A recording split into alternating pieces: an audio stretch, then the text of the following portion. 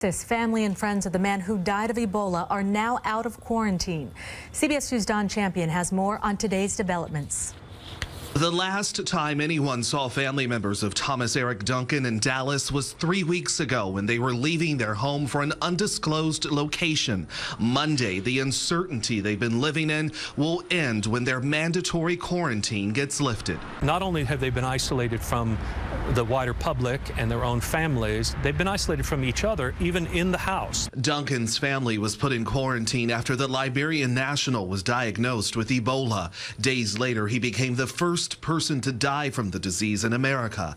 2 nurses who contracted the virus from him are still hospitalized. We want to make sure we go a step further. Sunday, the head of the National Institute of Allergy and Infectious Diseases offered insight on new Ebola safety protocols to help protect health professionals. The guidelines did have some exposure of skin, in the sense you had a mask, but there was some skin that was exposed and some hair that was exposed. We want to make sure that that's no longer the case, that you have essentially everything covered.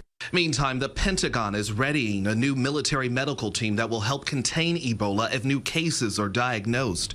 Made up of 30 people, the team will include 5 doctors and 20 critical care nurses trained in infectious diseases. If needed, they'll deploy anywhere in the U.S. within 72 hours. Also today, the Dallas hospital that treated Thomas Duncan released an open letter to the public apologizing for mistakes in handling his diagnosis. Don Champion, CBS 2 News. Meanwhile, Carnival Cruise Line says it's been informed by health authorities that a Dallas healthcare worker being monitored aboard one of its ships has tested negative for Ebola.